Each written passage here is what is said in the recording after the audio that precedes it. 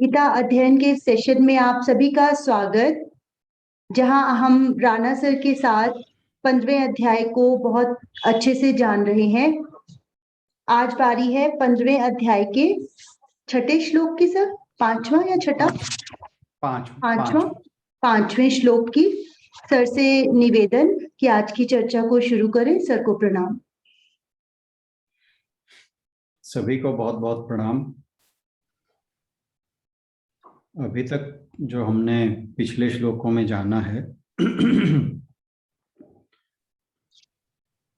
सबसे पहले तो भगवान जी ने इस संसार को एक अश्वत्थ वृक्ष की संज्ञा दी। उसका रूपक, अश्वत्थ वृक्ष का रूपक जो है वो संसार के लिए यूज किया उन्होंने, और कहा कि ये उल्टा पेड़ है जिसकी जड़ें ऊपर की ओर हैं और जिन्हें शक्ति जो मिल रही है ऊपर की ओर से मिल रही है और ऊपर इसके ईश्वर है, और बाकी सभी जो भौतिक प्राणी हैं वे सारे शाखाओं के रूप में नीचे की ओर हैं। और फिर उन्होंने बताया कि इस पेड़ को असंगता के द्वारा, यानी अनासक्त होकर इसको हमें काटना है और फिर उस परम पद की खोज करनी है ईश्वर की शरण में जाकर, जहां से फिर मनुष्य को इस मृत्यु लोक में वापस नहीं आना होता, यानी उसे मोक्ष की प्राप्ति हो जाती है। तो यहाँ तक हम पहले कर चुके हैं। और फिर इस 5वें श्लोक में भगवान जी आगे बता रहे हैं। आशुबेन जी, आप पढ़ेंगे? हाँ जी सर जी। निर्माण मोहाजित संग दोषा अध्यात्म नित्या विनिवृत्त कामः द्वंद्वैर्विमुक्तः सुख दुःख संजय गच्छन्त्यमूढ़ाः पदमव्ययम् तत्। जो झूठी प्रतिष्ठा, मोह तथा कुसंगति से मुक्त है, जो शाश्वत तत्व को समझते हैं, जिन्होंने भौतिक काम को नष्ट कर दिया है, जो सुख तथा दुख के द्वंद्व से मुक्त हैं और जो मोह रहित होकर परम पुरुष के शरणागत होना जानते हैं, वे उस शाश्वत राज्य को प्राप्त होते हैं। तो भगवान जी ने पिछले श्लोक में कहा था कि हमें भगवान की शरण लेकर उस परम पद की खोज करनी चाहिए जिसके द्वारा फिर मोक्ष की प्राप्ति हो जाती है, जिसको जानकर फिर मोक्ष की प्राप्ति हो जाती है। तो यहाँ पर फिर भगवान जी बता रहे हैं कि यदि ईश्वर की शरण लेनी है तो ऐसे व्यक्ति की क्या योग्यता होनी चाहिए, उसे कैसा होना चाहिए ताकि उसे उस परम पद की खोज की में लग जाए और अंततः उसे उस परम पद की प्राप्ति हो जाए, यानी उसे मोक्ष की प्राप्ति हो जाए। तो क्या योग्यता होनी चाहिए या कैसे उसे ईश्वर की शरण मिलेगी, तो ये भगवान जी इसे श्लोक में बहुत अच्छे से समझाते हैं। और उन्होंने कहा है कि जो सबसे पहली योग्यता है वह है मैं और मेरे की भावना। मनुष्य के अंदर हमेशा अपने शरीर से आइडेंटिफाई करता है वो अपने आप को, और इसी कारण उसके अंदर हर चीज के अंदर मैं और मेरा, ये दो भावनाएं प्रधान रहती हैं। तो निर्मोह होना या असंग होना, उसका अर्थ है कि हम जो ये मैं और मेरा की भावना है इसको कम से कम हम इसमें कमी तो करते रहें, अगर और कुछ ना करें, यानी पूरी तरह अगर विरक्त नहीं हो सकते तो हम कम से कम इसको थोड़ा थोड़ा अपने अंदर से, मैं और मेरा की जो प्रतीति मनुष्य को होती है, जिस भाव में अपने आप को बांधे रखता है मनुष्य, उससे थोड़ा थोड़ा अलगाव होना। और वो तभी पॉसिबल है जब, और अंततः इसको पूरी तरह अलगाव हो जाना चाहिए, मतलब मैं और मेरे की भावना जो है वो पूरी तरह खत्म हो जानी चाहिए।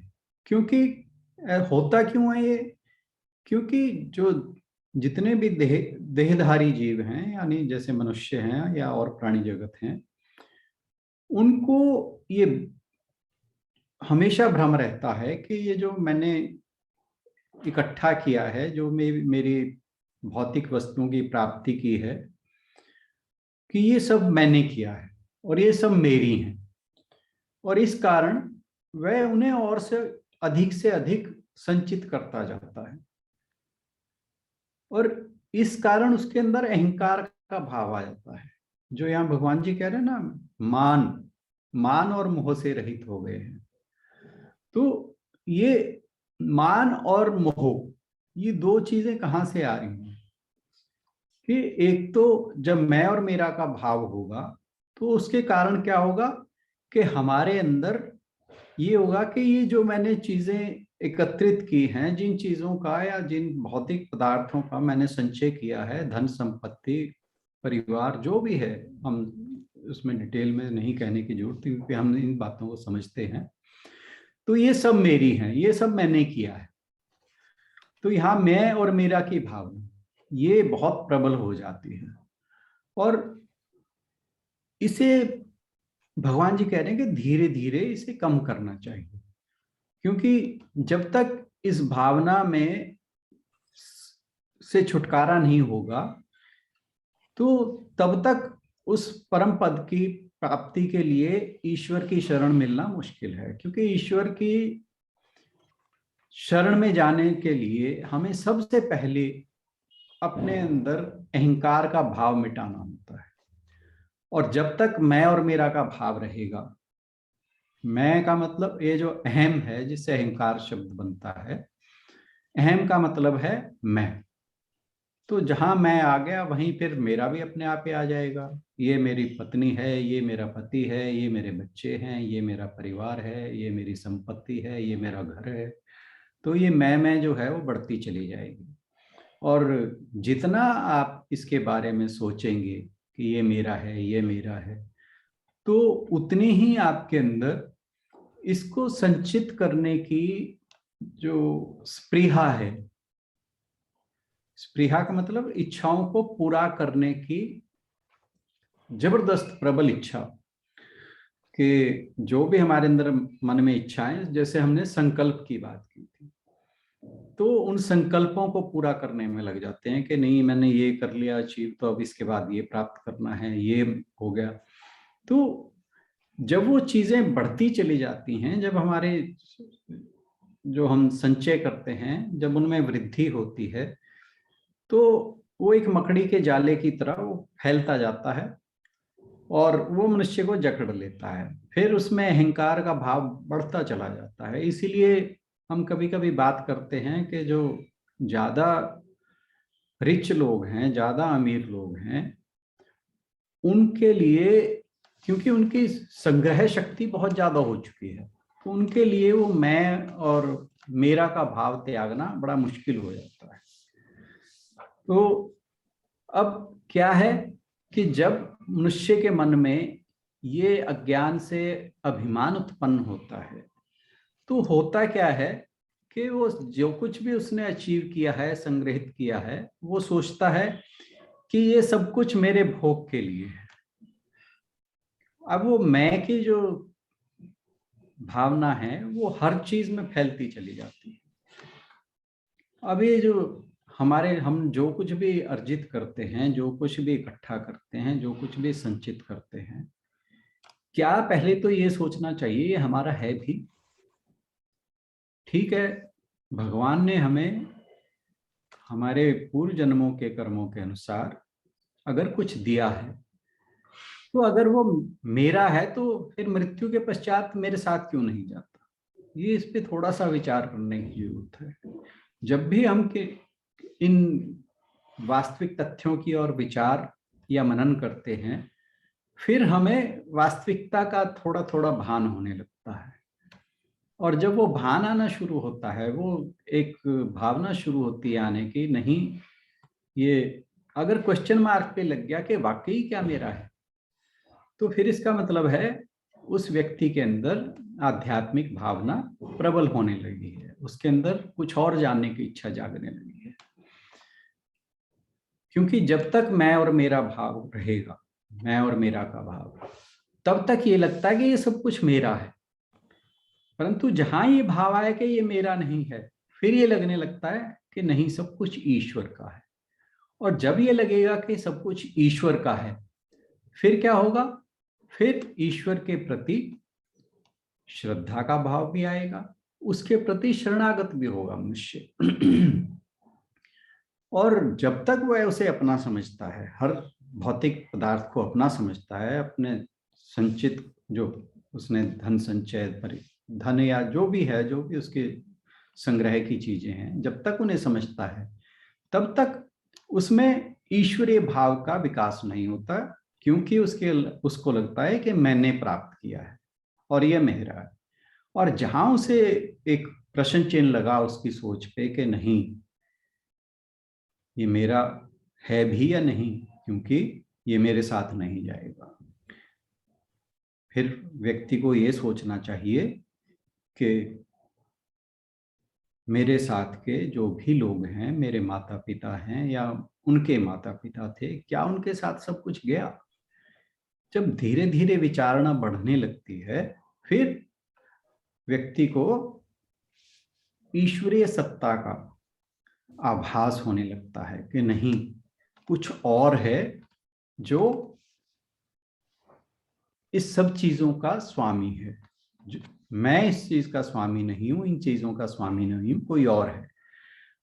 और जब तक उसके अंदर वो भाव मैं मेरा का रहेगा, फिर उससे वो मान अभिमान वाली समस्या भी रहेगी, क्योंकि जहां मैं आया वहां मान आ गया।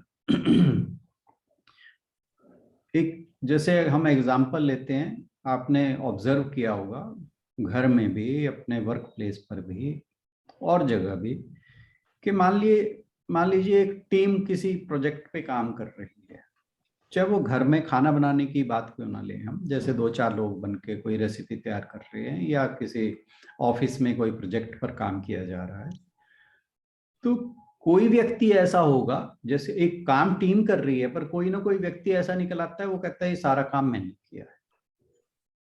और फिर क्या होगा? उसके अंदर एक अहंकार आ जाएगा कि ये तो सारा कुछ मेरी अचीवमेंट है, भले ही उसने उस काम में थोड़ा बहुत ही टाइम लगाया हो और उसकी कंट्रीब्यूशन चाहे बहुत ही कम रहेगी, परंतु उसके मन में ये रहता है कि नहीं, ये काम मैंने किया है, ये काम मैंने करवाया है। तो इस तरह की भावना बनती है, और अक्सर ऐसा हम हर जगह ऑब्जर्व करते हैं। तो मान का अर्थ है कि स्वयं को पूजनीय व्यक्ति मानना। वो जब ये बात आएगी कि मैंने किया है या करवाया है, तो ये सोचता है कि बाकी लोग भी इस चीज को माने कि ये हाँ मेरी अचीवमेंट है। और फिर उससे होता क्या है कि वो अपनी अनड्यू इवेल्युएशन करता है कि नहीं, मैं इन सबसे ऊंचा हूं, और वो अहंकार जो है उसका बढ़ता चला जाता है। तो उसके ऊपर एक अनवांटेड सक्सेस का जो फोबिया है वो बना रहता है कि नहीं, ये सब मतलब एक ईगो उसमें डेवलप हो जाती है, और ईगो बढ़ जाती है उसकी।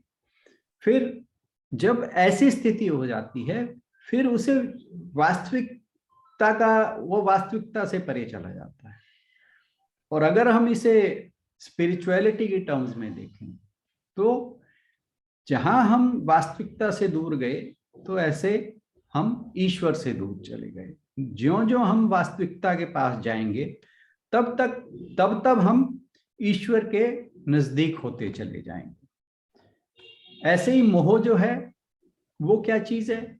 मोह का मतलब है, आपको याद होगा, जो दूसरा अध्याय के 8वां श्लोक था, जब अर्जुन भगवान जी से कहता है मैं मोहग्रस्त हो गया हूं और मैं नहीं जानता मेरे लिए ठीक क्या है और गलत क्या है। तो यानी उसमें अविवेक की भावना उत्पन्न हो जाती है। अविवेक मतलब विवेक का क्या काम है, वो हंस वाला काम करता है कि जो वो दूध मिला पानी भी है तो उसमें से भी केवल दूध निकाल लेता है। तो विवेकी मनुष्य क्या करता है, उसे पता है सही और गलत क्या है और क्या वास्तविक है क्या मिथ्या है। ये विवेक हमें, अगर किसी व्यक्ति में विवेक है तो ये विवेक हमें इस चीज की हेल्प करता है कि वो जान पाए कि क्या वास्तविक है और क्या मिथ्या है। तो अविवेक के कारण क्या होगा, अविवेक के कारण जो भी जगत की वस्तुएं हैं, व्यक्ति हैं, घटनाएं हैं, उनको वो वास्तविक रूप में ना समझ पाएगा और उनको ना समझ पाना ही मोह है। और इसके कारण क्या होता है कि हम जब व्यक्ति किसी मोह से ग्रस्त हो जाता है तो वास्तविकता से परे जाते ही वो एक काल्पनिक संसार में चला जाता है। जैसे अर्जुन चला गया था, मोहग्रस्त होने के कारण उसने सोचा कि ये हालांकि वो उस टाइम का सबसे ज्यादा रिप्यूटेड धनुर्धर था, उसकी प्रसिद्धि पूरे जगत में थी और ऐसा भी नहीं था उसने कभी युद्ध ना लड़े हों। भगवान जी से उसने इवन शंकर भगवान को युद्ध में परास्त किया था जब शिव जी ने उसे पाशुपति अस्त्र दिया।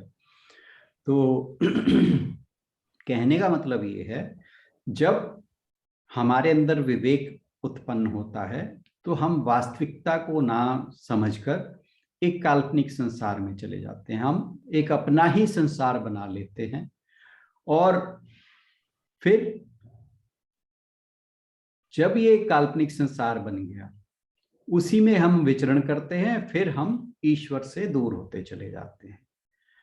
इसलिए भगवान जी कह रहे हैं कि यहाँ पर हमें मैं और मेरा की धारणा को कम करना है, क्योंकि जब वो कम होगी फिर उसे पता लगेगा कि मैं कहाँ फंस गया। जैसे अर्जुन को पता लगा जब उसने कहा भगवान जी आप ही मुझे जो वास्तविकता है उसका ज्ञान दीजिए, मैं आपका शिष्य हूँ और जो भी आप ठीक है वो निसंदेह होकर मुझे कहिए। और मैं और मेरे होने की मैं और मेरे की भावना है, उसका त्याग करने का ये मतलब बिल्कुल नहीं है कि आपने अपने परिवारों से, अपने रिश्तेदारों से, अपने समाज से कोई नाता तोड़ देना है। तो उसका सिर्फ केवल यही मतलब है कि उनके साथ अपना जो अटैचमेंट है वो हमें ये समझना चाहिए कि ये हमारे रिश्ते इस संसार के हैं, इस जगत के हैं, इस जन्म के हैं, ये सदा सदा के अनित्य हैं, अस्थाई हैं, केवल इस जन्म भर के हैं। और व्यवहार के रूप में सारा व्यवहार ठीक, उसमें भगवान जी कभी नहीं कहते कि आप अपना व्यवहार जो है वो गलत करिए। जब हम गृहस्थ आश्रम में हैं तो अपना व्यवहार जब उन्होंने अर्जुन को भी कहा कि स्वधर्म का पालन करो, तो जो अपना सांसारिक धर्म है, अपना पारिवारिक धर्म है, उसका तो पालन होना ही चाहिए। भाव केवल ये है कि उसमें मैं और मेरी की भावना या आसक्ति की भावना वो कम होनी चाहिए या खत्म हो जानी चाहिए। अब एक चीज और है कि जो व्यक्ति इन चीजों से, अब मान लीजिए किसी ने अपने आप को अनअटैच भी कर लिया, हम मान लो परिवार की एग्जांपल लेके चलते हैं, अनअटैच भी कर लिया, परंतु क्या है कि उस स्थिति को बनाए रखना है। अक्सर ये होता है हम कुछ समय के लिए तो उस स्थिति में पहुंच जाते हैं, परंतु लगातार बनाए रखना उस स्थिति को वो मुश्किल रहता है और वो कई बार हम नहीं कर पाते।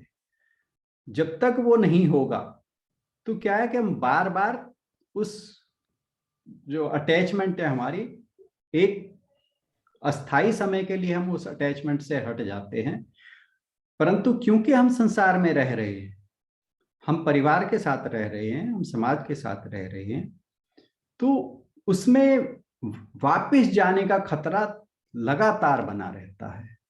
तो इसलिए हमें लगातार चिंतन मनन करना चाहिए कि हम उस भाव से हटें, उस भाव से उसके ऊपर हम विजय प्राप्त करें। क्योंकि जैसे हम एक एग्जांपल लें, मान लीजिए एक आप लहसुन की कटोरी लें, तो अगर उस लहसुन की कटोरी में से आप लहसुन निकाल कर रख दें, तब भी उसकी स्मेल नहीं जाती।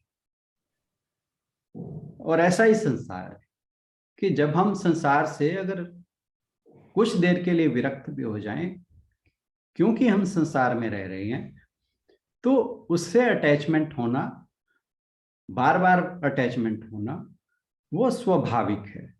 तो इसलिए हमें चिंतन मनन, जो हम श्रवण मनन निधि ध्यान की बात करते हैं, उसके द्वारा लगातार हमें प्रयास करते रहना चाहिए कि हमारे अंदर अगर विरक्ति कुछ हुई है, विरक्ति का भाव आया है, हमें कुछ ज्ञान हुआ है कि नहीं ये सब कुछ अनित्य है, तो धीरे धीरे हमें उस पर कोशिश करनी चाहिए कि उस पर लगातार उस विचार पर बने रहें, और हमारा जो व्यवहार है वो उसमें इस चीज को लाएं कि हम अनअटैच्ड रहें, अनासक्त बने रहें।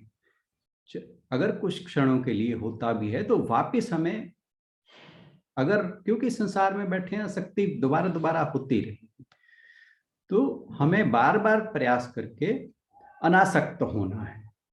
क्योंकि वो जैसे कोई बहुत ही, ये कहें कोई जीर्ण शीर्ण व्यक्ति एक नदी के किनारे खड़ा है, बहुत ही दुबला पतला है, कमजोर है, तो एक हवा का झोंका उसे किसी भी तरफ फेंक सकता है। ऐसे ही हम संसार में बैठे, अगर हम किनारे पर खड़े हैं अनासक्ति के, तो कभी भी इधर भी हो सकते हैं, उधर भी हो सकते हैं, क्योंकि हमारे जो संसार में रहना है वो ऐसा करता रहता है। तो हमें चुपचाप अपने आप का मूल्यांकन करते रहना चाहिए, निरीक्षण करते रहना चाहिए। क्योंकि जब हम संग दोष, संग मतलब असंगता जिसकी बात है, जब हम असंगता का भाव अपने अंदर विकसित कर लेते हैं, तो फिर हमारा मन साफ हो जाता है, शुद्ध हो जाता है, और फिर भगवान की शरण में जाना इजी हो जाता है। और फिर पूरी तरह अनासक्त होने पर फिर हम जो कह रहे हैं ना भगवान जी, परम पद की प्राप्ति, उसका मतलब है कि हम उस जगह हमारा वास हो जाता है जहां सिद्ध पुरुष रहते हैं, यानी भगवान के सानिध्य में, भगवान के नजदीक। और एक बार जब वह स्थिति प्राप्त हो जाती है, फिर संसार के होने ना होने का कोई फर्क नहीं पड़ता, फिर इस बात से फर्क नहीं पड़ता कि आप संसार में हैं कि नहीं। तो जब तक पूरी तरह अनासक्ति का भाव नहीं आएगा, तो हमें लगातार प्रयास करते रहना चाहिए कि हम अपने व्यवहार में अनासक्ति बार बार ये देखते रहें, कि निरीक्षण करते रहें, चिंतन करते रहें कि अनासक्ति हुई है कि नहीं हुई है। क्योंकि हाँ, वेदों में एक बात कही गई है कि जो भूत प्राणियों से बना यह अस्थाई संसार, ये सृष्टि का एक हिस्सा मात्र है, अन्य 3 भाग भगवान का। कुछ हुई बात उससे? हाँ जी, इनसे बात हो गई कि उनका होम इम्प्रूवमेंट में सर 7 लाख के आसपास बन रहा है।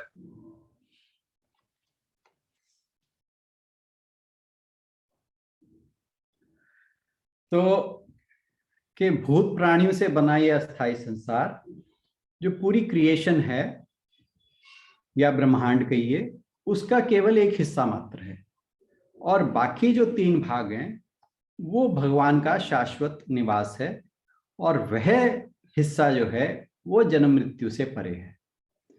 और जहां इस चीज की अनुभूति हो जाती है, तो फिर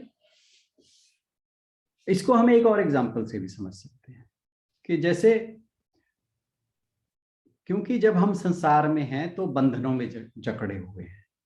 तो ये जो 1/3 पार्ट है, 1/4, ये बंधनों वाला पार्ट है इस ब्रह्मांड का।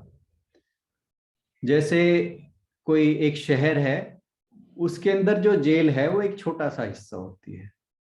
पूरे शहर में व्यक्ति जो है वो निर्भीकता से और फ्री होकर घूम सकता है, परंतु जेल में वो बंधा हुआ रहता है। ऐसे ही ये संसार है, जो पूरी भगवान की क्रिएशन है, उसमें से 1/4 पार्ट ही ये जेल जैसा है, बंधनों वाला है। और जब मनुष्य को ये ज्ञान हो जाता है, फिर वह ईश्वर के प्रति समर्पित हो जाता है, ईश्वर के शरणागत उसके लिए इजी हो जाती है।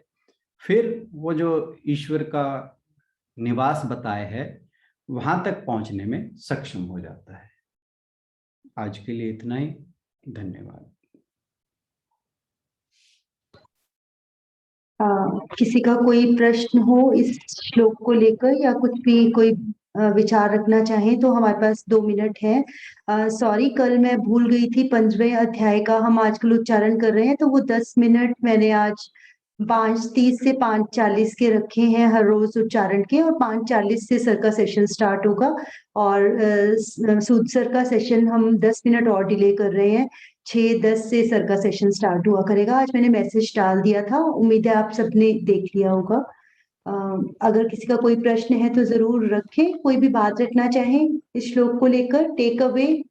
साथ के साथ संगीता जी 1 या 2 लाइनों में जल्दी से बता दें इसका टेक अवे, फिर समापन मैं करेंगे। टेक अवे से ज्यादा ये बताऊंगी कि मैं आज सुबह रामायण पढ़ती हूँ, उसमें अयोध्या कांड में सेम बात, मतलब मैं इसको जोड़, बातें तो वही हैं कि जब निषाद जो हैं वो बड़े दुखी होते हैं कि राम सीता जो है महलों में रहने वाले और वो आज पेड़ के नीचे सो रहे हैं, तो वो बड़े दुखी होकर अपनी मन की बात कहते हैं। तो लक्ष्मण उनको ये बात समझाते हैं कि ये जब जहां तक ये जंजाल है, जन्म मृत्यु और ये संसार, ये सब जो है ये बेसिकली क्या है, मोह है।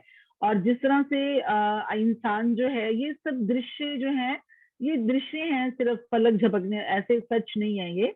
तो मैं इससे कोरिलेट कर रही थी इसको, कहते कि जैसे उन्होंने ये बोला कि जैसे सपने में राजा अगर भिखारी बन जाए या कोई कंगाल जो है उसको इंद्र का साम्राज्य मिल जाए, तो जब वो जागेंगे तो कोई लाभ हानि नहीं है, जो मतलब वो लाभ और हानि कुछ भी नहीं है उसमें, क्योंकि जो है वो है जैसा है। तो वो ये हम सब सपने में जी रहे हैं, तो वो जो मोह का सपना है, अगर इससे अलग बस हटके, ये लक्ष्मण समझा रहे हैं निषाद को, तो मैं इससे कोरिलेट कर रही थी। वो यही बोलते हैं उसको कि ये दृश्य प्रपंच है सारा, इसको इस भावना से देखना चाहिए और सिर्फ श्री राम के चरणों में अपना वो लगाना चाहिए, दैट्स ऑल। ये मत सोचो राजा थे अब ऐसे सो रहे हैं। तो सेम यही बात है कि अहंकार भी जो हमारा वो मोह से है, देहाभ्यास के मोह से है। तो अगर वो मोह जो है हट जाता है तो अहंकार अपने आप हट जाएगा।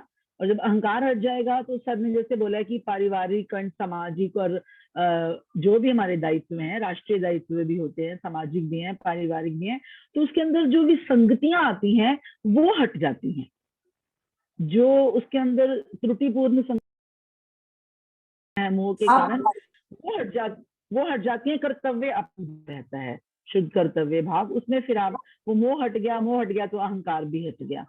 तो मैं इस दोनों को आज कोरिलेट कर पाई, मुझे अच्छा लगा ये कि वैसे ही दृश्य प्रपंच है सारा, इसको इसी नजर से देखना चाहिए। और बिल्कुल, बहुत अच्छे, सामाजिक कर्तव्य, पारिवारिक कर्तव्य निभाते हुए बहुत बहुत अच्छा। Thank you. और संगतियां हट जाए तो फिर यही उद्देश्य भी है कि हम इनको पढ़ने से बाकी चीजों के साथ भी, क्योंकि सब कुछ वेदों से ही कहते हैं, सब कुछ आया है, बेस है। तो जहाँ कहीं भी सबने पढ़े होंगे वेद तो उनको सब बात की नॉलेज रही होगी। इसी के साथ इसका अध्याय, इसका हम यहीं पर समापन करते हैं। सर समापन करके फिर अगला सेशन स्टार्ट करते हैं सूद सर का। आपका बाद में हास्यासन करेंगे ना सूद सर के सेशन के बाद, अभी समापन कर लेते हैं।